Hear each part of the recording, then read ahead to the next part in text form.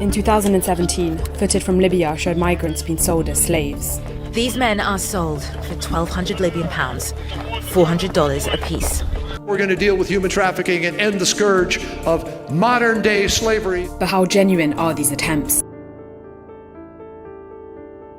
All right, let's talk about something deeply upsetting. We all learned about slavery in school, right? Horrific chapter in human history, thankfully confined to the past. Except, and buckle up, because here's the kicker, it never actually ended. Today, we're talking about modern slavery and the truly depressing fact that it's thriving.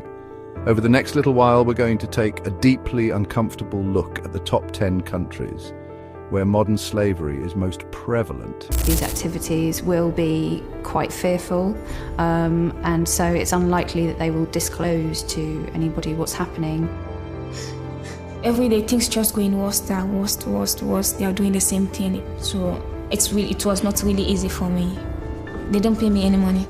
Since I was living with them, they never pull even £5. I don't have money on my own.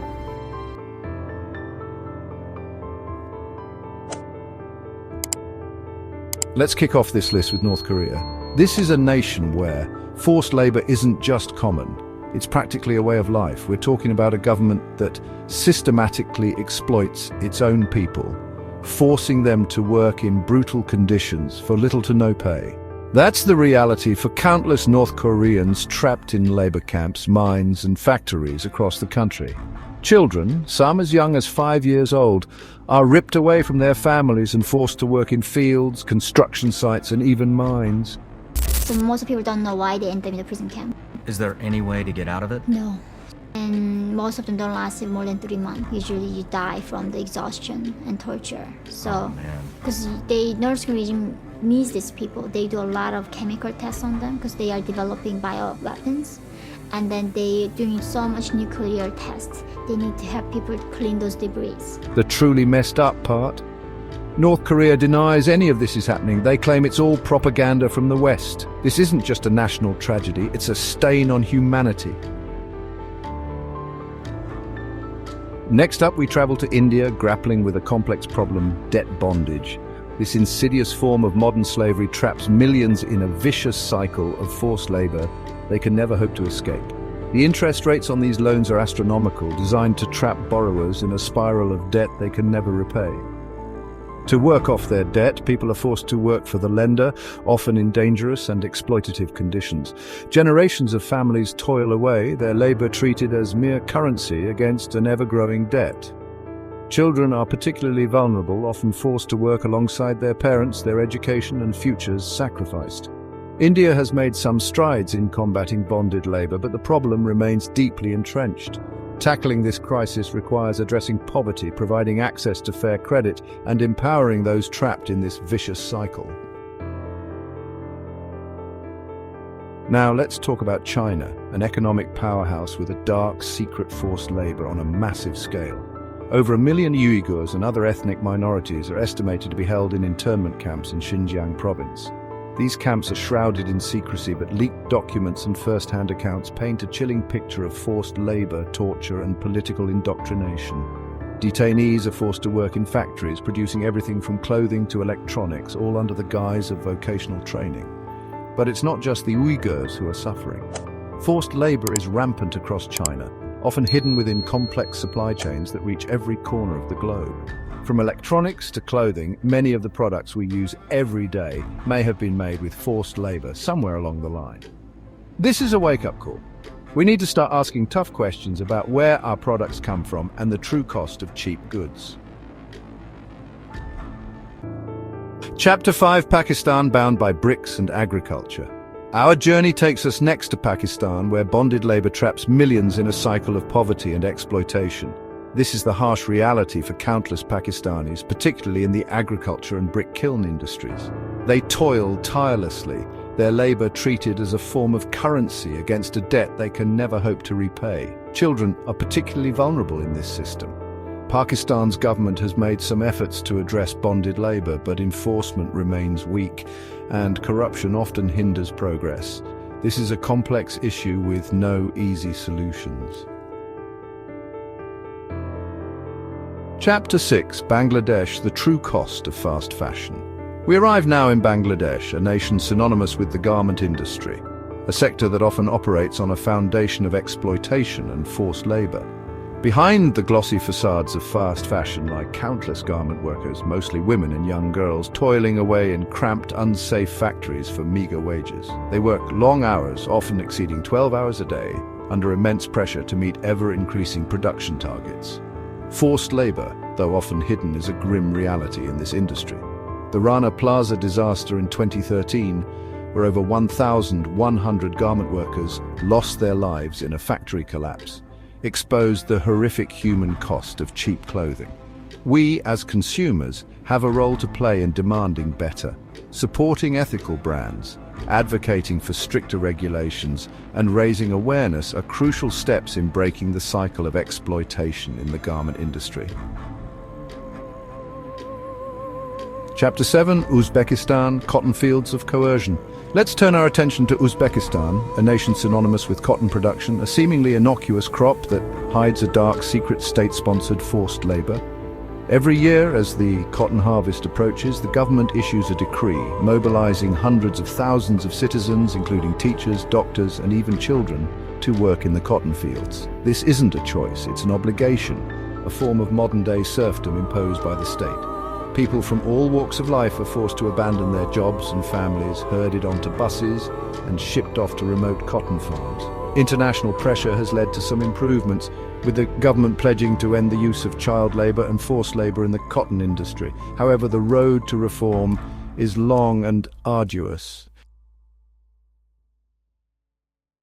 Chapter 8, Democratic Republic of Congo, Mining for Misery.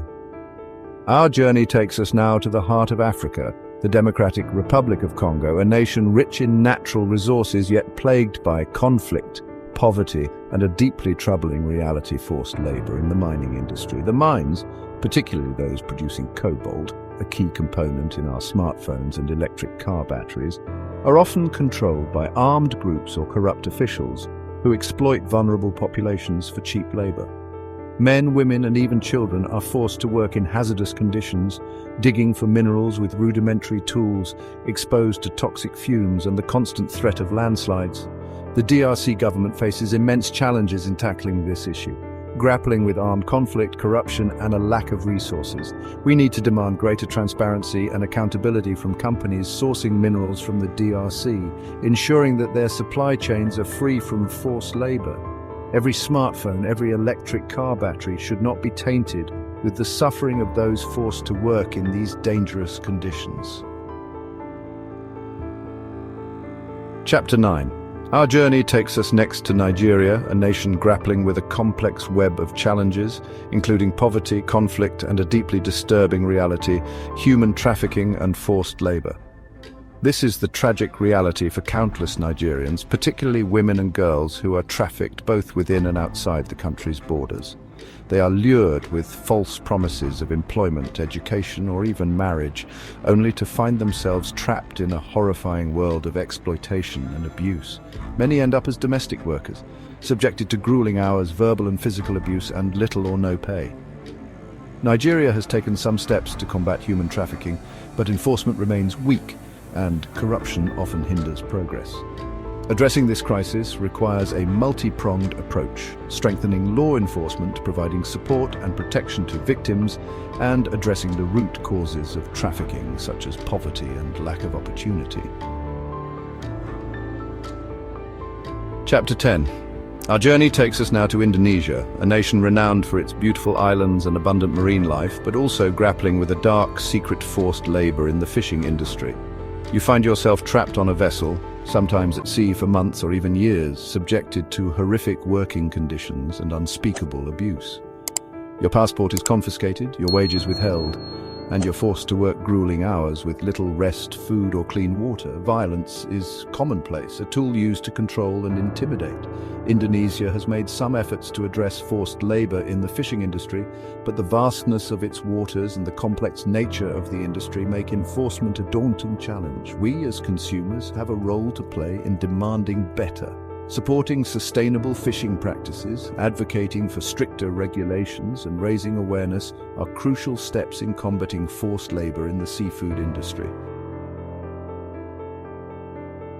Chapter 11. And finally, we arrive at the top of our list, a nation that might surprise you, Russia.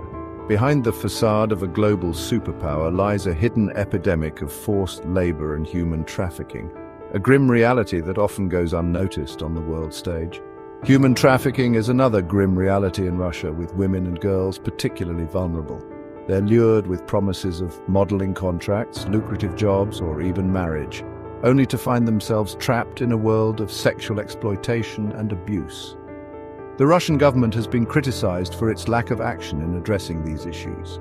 Corruption, weak law enforcement, and a lack of protection for victims allow these crimes to flourish in the shadows. The international community needs to shine a light on this hidden epidemic, demanding accountability from the Russian government and providing support to organizations working tirelessly to combat forced labor and human trafficking within its borders. We need to raise awareness, support victims, and work together to create a world where every human being is free from exploitation and abuse. So there you have it, the top 10 countries where modern slavery persists.